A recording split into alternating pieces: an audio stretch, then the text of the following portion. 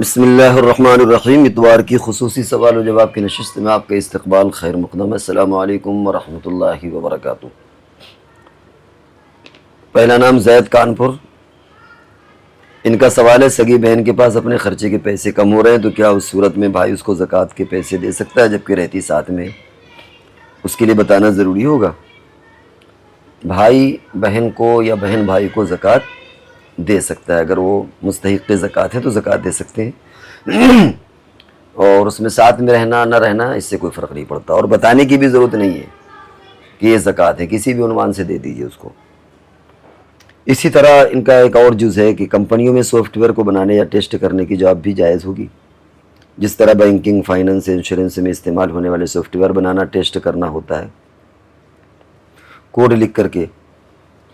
یہ ایک الگ چیز ہے، آپ ٹیسٹ کر سکتے ہیں، کیونکہ اصل تو استعمال الگ الگ ہوتا ہے نا۔ تو آپ کوئی ایپ بنائیں یا کوئی ایپ کسی نے بنایا، اس کو ٹیسٹ کرنا ہے، چیک کرنا ہے، تو اس میں کوئی حرج نہیں ہے، وہ چاہے بینک کی ہو کوئی اور ہو، کیونکہ وہ تو ایک مشین ہے، سافٹ ویئر ہے، اس کو آپ کو چیک کرنا ہے۔ اب وہ کہے کے لیے استعمال ہوگا، وہ تو استعمال کرنے والا ہے، اسے بینک میں استعمال کرنے، کوئی دکاندار اپنے گھر میں استعمال کر سکتا ہے، تو وہ تو استعمال کے اعتبار سے ہوتا ہے۔ ایک چاقو ہے، آپ اسے پھل کاٹیں تو جائز ہے، کسی کو زخمی کریں تو وہ چیز ناجائز ہو جائے گی۔ تو اس طرح اگر سافٹ ویئر چیک کرنا ہے تو اس سے کوئی فرق، اس میں کوئی حرج نہیں ہے۔ ایک اور بات انہوں نے پوچھی کہ وہ سافٹ ویئر معلوم نہیں کہ کس لیے استعمال ہوتا ہے، تو ظاہر بات ہے کہ معلوم نہیں تو وہ تو استعمال کرنے والے کے اعتبار سے، جیسے فون ہے، اب آدمی فون بیچتا ہے، موبائل بیچ رہا ہے، دیکھنے والا لے جا کر کے اس میں گندی فلمیں بھی دیکھ سکتا ہے اور اچھی ویڈیوز بھی دیکھ سکتا ہے، تو وہ تو استعمال کرنے والے کے اعتبار سے ہے، اس ایپ میں کوئی بیماری نہیں ہوتی، کوئی کمزوری نہیں، کوئی وہ چیز نہیں ہوتی۔ انہی کا تیسرا سوال ہے، بیماری کے خرچے کے لیے کن لوگوں کا ہیلتھ انشورنس پالیسی لینا جائز ہوگا؟ اس میں بہت ساری کنڈیشن ہے، کسی وقت یا تو فون کر لیں یا 1-2 مہینے صبر کر لیں۔ 1-2 سیمینار اس سلسلے میں ہو چکے ہیں، ایک سیمینار اور ہونے والا ہے، تو امید ہے کہ بہت ساری شرائط کے ساتھ چیزیں سامنے آ جائیں۔ باقی ابھی جو علماء مسئلہ بتاتے ہیں وہ یہ کہ اگر کوئی آدمی اس طرح مبتلا ہو تو وہ اپنا مسئلہ کسی معتبر عالم دین سے، مفتی سے رکھے اپنے حالات، اور وہ اس کو پرسنلی بتا دیں گے کہ تم ہیلتھ انشورنس کرا سکتے ہو یا نہیں کرا سکتے ہو۔ اس سلسلے میں ہم لوگوں کی بھی ویڈیوز پڑی ہوئی ہیں، اگر آپ اس میں کامنٹس باکس میں سوال کریں تو ممکن ہے کہ آپ کو اس کا لنک بھیج دیا جائے۔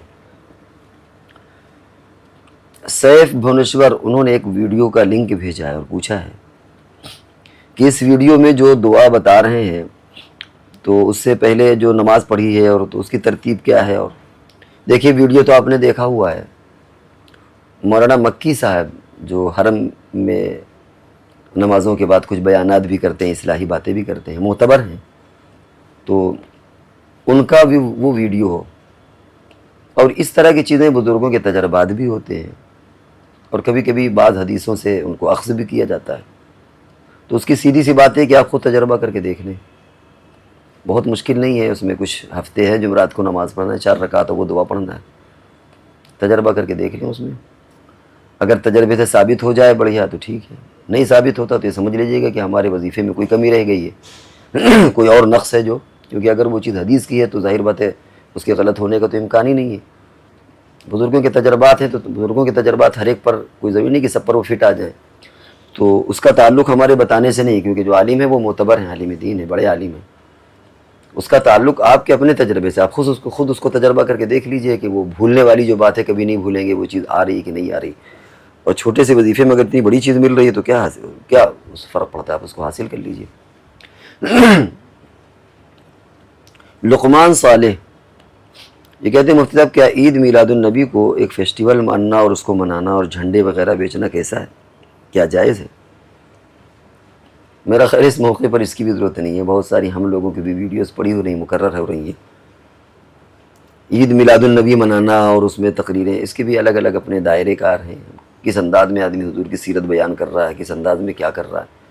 ظاہر ہے جو چیزیں خلاف شرع ہیں وہ سب کو پتہ ہے، وہ چاہے کسی بھی مسلک، ان کو معلوم ہے کہ یہ چیز غلط ہو رہی ہے، اور ان کے علماء بھی کہتے ہیں کہ یہ غلط ہو رہی ہے، تو اس کو غلط مان لیجئے۔ باقی یہ کہ جھنڈے اور یہ سب کیا ہے، یہ سب چیزیں واضح ہیں، ہر چیز نہ سوال کرنے کی ہوتی ہے اور ہر چیز نہ جواب دینے کی ہوتی ہے۔ محمد عمر، السلام علیکم ورحمۃ اللہ وبرکاتہ۔ کیا زکوٰۃ وعلیکم السلام. کیا زکوٰۃ کے پیسے کسی اس بچے کو دے سکتے ہیں جو ہائر ایجوکیشن کر رہا ہو یا پھر پروفیشنل کورسز کر رہا ہو؟ دیکھیے پروفیشنل کورسز سے مطلب یہ ہے کہ ڈاکٹری کا، سی اے کا یا کوئی انجینئرنگ کا. دیکھیے زکوٰۃ کا اصل تعلق ہے کہ جس کو آپ دے رہے ہیں وہ مستحق زکوٰۃ ہو بس.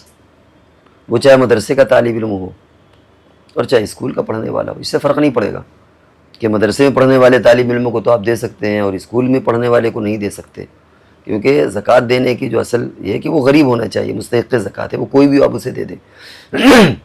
اور جس طرح مدرسے میں بچوں کو دینے کو ثواب ملتا ہے، اسی لیے اگر کوئی بچہ محنت کر رہا ہے ڈاکٹری کے لیے یا سی اے کے لیے، بہرحال وہ امت کا بچہ ہے، وہ رسول اللہ صلی اللہ علیہ وسلم کا امتی ہے. وہ اگر مضبوط ہوگا تو اس کا بھی گھرانہ مضبوط ہوگا، وہ پڑھے گا، اپنے چھوٹے بھائیوں کو پڑھائے گا، آگے بڑھائے گا، معاشی اعتبار سے اپنے خاندان کو مضبوط کرے گا، ڈاکٹر بنے گا، اچھے مشورے دے گا. تو ایسی ہم یہ محسوس کرتے ہیں کہ وہاں بھی اگر وہ مستحق زکوٰۃ ہے، ضرورت مند ہے، تو دینے میں کوئی حرج نہیں، وہاں بھی دے سکتے ہیں، اور پھر جیسی نیت ہوگی اس اعتبار سے ثواب ملے گا. حالانکہ عام طور سے ڈاکٹر وغیرہ صرف نفسی کا معاملہ ہوتا ہے، اپنی فکر، لیکن اگر واقعتاً وہ ملت کی فکر کر لیں تو اس سے بڑی تو دین کے یعنی مسلمانوں کی اور ملت کی بلکہ ملک کی اس سے بڑی تو کوئی خدمت ہے ہی نہیں. لیکن عام طور سے ایسا کم ہوتا ہے.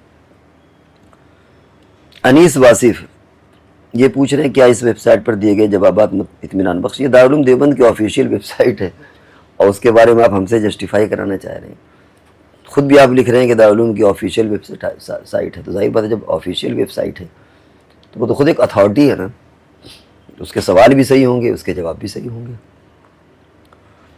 وسیم شیخ متھرا تیسرا سوال ان کے کہ آفس میں اذان کی آواز نہیں آتی تو ہم دیکھ کر نماز پڑھ سکتے ہیں؟ وہاں کا ماحول ٹھیک نہیں ہے، وہاں اذان دینا مناسب نہیں ہے. کوئی حرج نہیں ہے، اذان دینا ضروری نہیں ہے، محلے کی اذان بھی کافی ہے. اگر ایسی دقت ہے تو آپ بغیر اذان کی نماز پڑھ لیجیے. محمد آصف اہل حدیث کے پیچھے امام جمعہ پڑھ سکتے، پیچھے جمعہ پڑھنا کیسا ہے؟ پڑھ لیجیے. اگر اہل سنت والجماعت کی مسجد نہیں ہے یا ہے لیکن چھوٹ گئی ہے تو آپ جمعہ کی نماز ان کے پیچھے پڑھ سکتے ہیں. حارث علی پوچھتے ہیں کہ اگر امام کا عقیدہ پہلے سے پتہ نہ ہو اور نماز پڑھیں تو نماز ہو جائے گی؟ دیکھیے اگر کفر کا فتویٰ نہیں ہے، جیسے شکیلی ہے، قادیانی ہے، پرویزی ہے، اگر ایسے نہیں ہے تو جس کے بھی پیچھے آپ نماز پڑھیں گے نماز ہو جاتی ہے. حدیث میں آتا ہے کہ جو ہمارے اہل قبلہ یعنی قبلہ ایک ہو، قرآن ایک ہو، کلمہ پڑھتے ہوں، جو عقائد ہیں وہ سیم ہیں، تو آپ ان کے پیچھے نماز پڑھ سکتے ہیں، وہ کوئی بھی ہو. ہیپی گلوب ایک اور نام ہے، کیا گلاس بلوور انہوں نے پوچھا ہے. انہوں نے مفتی اقبال صاحب کی ویڈیو ہر امام کے پیچھے نماز ہو جاتی پر کامنٹ کیا. مفتی صاحب بریلوی کے پیچھے نماز ہو جائے گی نا؟ اوپر تو ہم نے بول دیا نا کہ ہو جائے گی.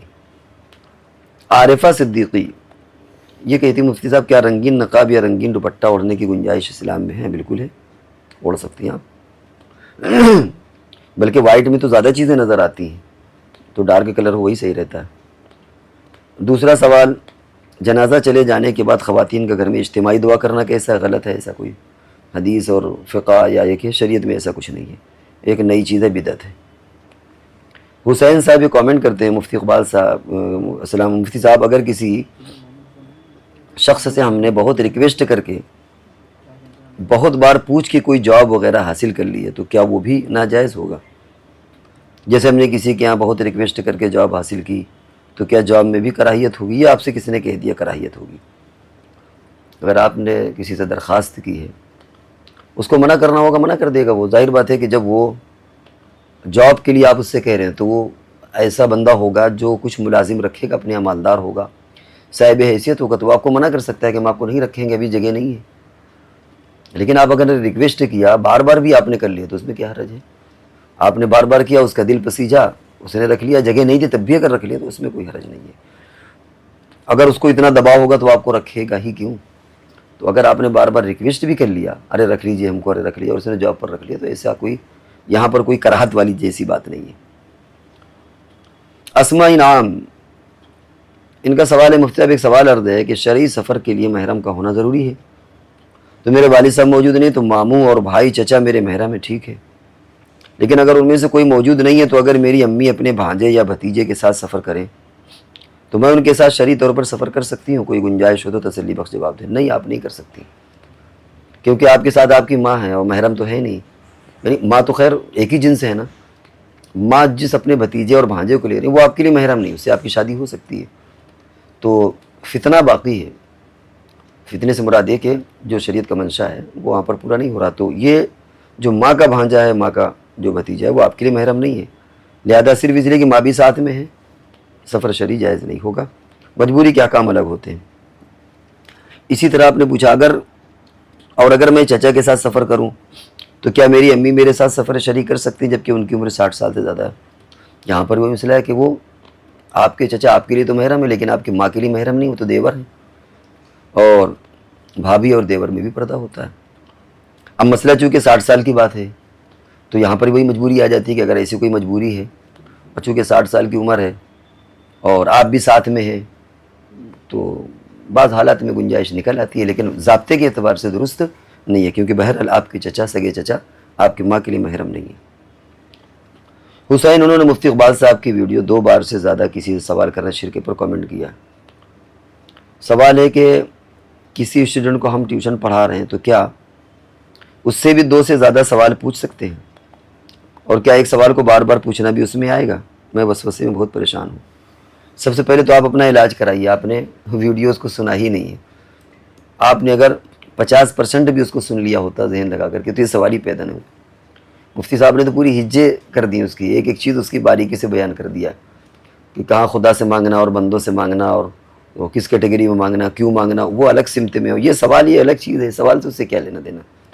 ایک آدمی کسی سے 100 سوال کر سکتا ہے کہ بھائی یہ ہے، سوال سے مراد ایک ہوتا ہے بھیک مانگنا کہ ہم کو اتنا دے دو دے دو دے دو، اور ایک سوال ہوتا ہے کہ پوچھنا وضو ٹوٹ گیا تو کیا ہوگا، یا ٹیچر اسٹوڈنٹ سے پوچھ رہا ہے کہ 2 کتنے ہوتے ہیں، تو یہ سوال اس میں مراد تھوڑی ہے بھائی۔ آپ کم سے کم خدا کے واسطے ویڈیو تو ڈھنگ سے سنیں کہ اس میں کہا کیا گیا ہے۔ تو یہ جو اسٹوڈنٹ ٹیوشن پڑھانے والا اپنے شاگرد سے پوچھ لے یا وہ اپنے استاد سے پوچھ لے، استاد شاگرد استاد سے سوال کرے، تو وہ اس میں شامل تھوڑی ہے، وہ تو علم بڑھانے کا، کتاب سمجھانے کا ایک ذریعہ ہوتا ہے، وہاں تو جتنے چاہے سوال کیجئے، 1000 2000 سوال کیجئے، اس میں کیا ہے؟ تو ہماری رائے ہے کہ ایک بار اور آڈیو اچھی طرح سنیں، ویڈیو اچھی طرح سنیں۔ تو یہ رہے ناظرین کرام آپ کے آج کے سوالات کے جواب۔ اب ہم اگلی نشست تک کے لیے آپ سے رخصت ہوتے ہیں، جب تک کے لیے ہمیں اجازت دیجیے۔ السلام علیکم ورحمۃ اللہ وبرکاتہ۔